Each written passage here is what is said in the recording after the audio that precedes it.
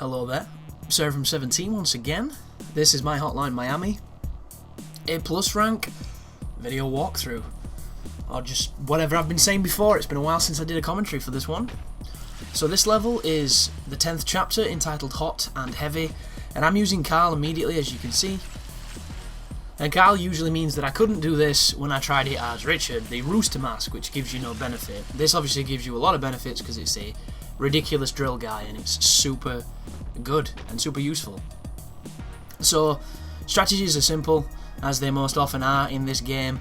I'm going to be using the drill to get my knockdown bonus, and then I'm going to be executing with the drill. If people see me first, it gives me extra bonuses for the risk of it, and because we are essentially hand to hand and getting a lot of executions, we're getting a lot of bonuses from the boldness and things of that nature. A couple of ways to bump your score up if you're having any trouble: fire off a random gun to get everyone's attention who's close, and then punch the tits off them and execute them. It's very dangerous, and sometimes it will result in somebody getting up, picking up a gun and killing you, but if you can get comfortable in doing it and comfortable with the chaos of it, it is such a point well, it's not even funny. There are also certain enemies that you can repeatedly knock weapons out of to get extra points, stuff like that. Repeat disarms. You do get diminished returns, but every point is going to help you because it's all adding towards the bonuses you get at the end. It's all adding towards these stats that are kind of vague at times, but you do get an impression of when you're ticking the right boxes. But this mission here is 8 minutes long, so this is one of the longer ones, and I'm standing waiting for him to stand up so that I can get him with the drill as opposed to just kicking his face in, because once you've done the environmental executions, you want to try your best to do the other ones if you can. So there's me throwing a gun, taking out one guy, executing the other one, knocking the dude against the wall, waiting for him to get up so I can knock him down, and then clearing the stage with the drill.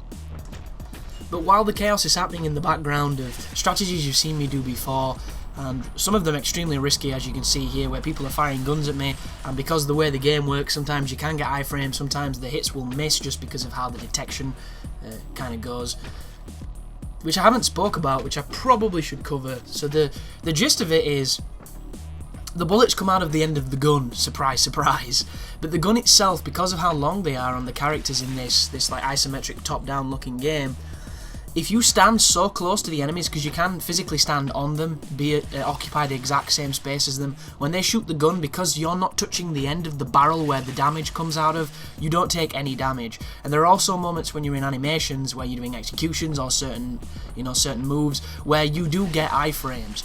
They're not iframes that you can exploit so much, but being close to enemies can sometimes work against you and work with you. Just because the way the AI works, where they fucking take you out with a bat that shouldn't have hit you with reflexes that no human being can have. So you just need to be extremely cognizant of this fact and just plan accordingly to it. But I am playing this on PC, and not a lot of people seem to realise this, so I thought I'd clear it up on this video.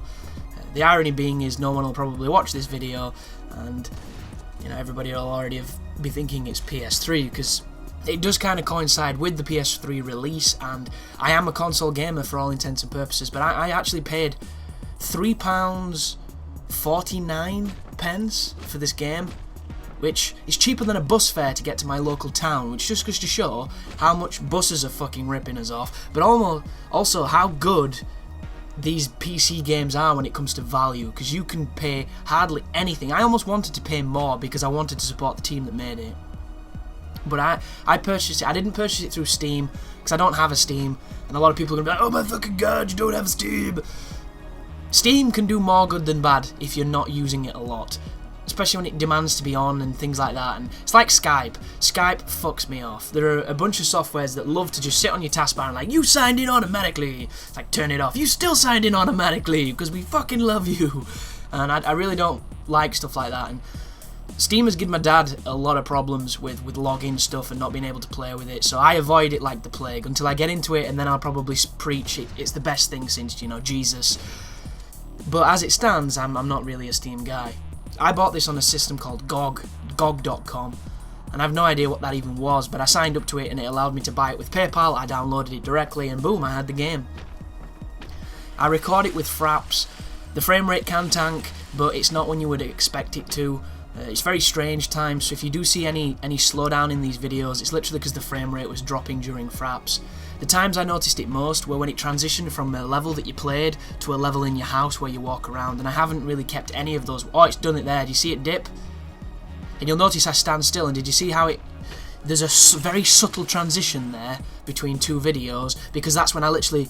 The way to fix it, which is super weird, is just to press capture and then uncapture, and that immediately fixes a lot of the problems. But as you can see, the frame rate here just went to shit, and this is where I realised that I needed to clear out my hard drive at this point, because what was happening is these videos get really big because they're captured in like raw 1080, so 3 minutes worth of video is usually 5 gig, 7 gig, and at this point I've got a lot of projects on my machine, so my 2 terabyte hard drive is half full at this point, and it's definitely affecting the performance.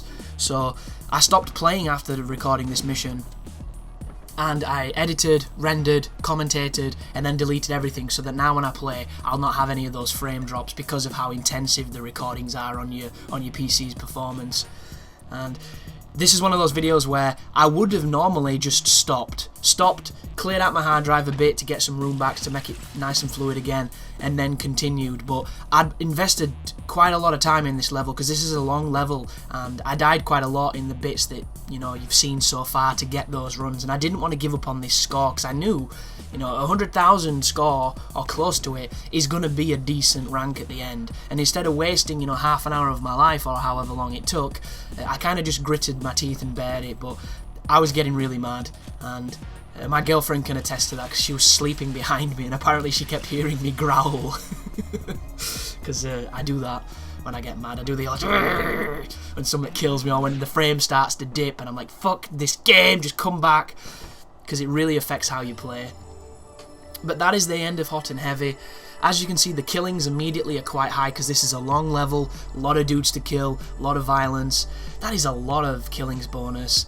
Here comes the boldness. You know the boldness is going to be good because the killings is so high.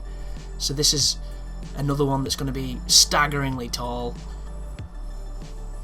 Oh, and the frame rate dipped during this, so you can tell how much my machine was chugging at this point. But the combos is quite good. No time bonus because it took me a while. Flexibility is average. Mobility is going to be high because 60k from boldness. 60k, man. And there it is, 138,250 is the score I got. I'm sure there's wiggle room before and after that, but that is a guaranteed A+, and that's one step closer to getting your trophy or your Steam achievement. Look at it dipping, the frame rate's having so much trouble. But every video from now on will not have any of those dips, folks, because my machine is back up to, you know, nearly 1.5 terabytes. I've got a hell of a lot more space for me to start leeching through it with fraps. But thank you for watching, and you take care now.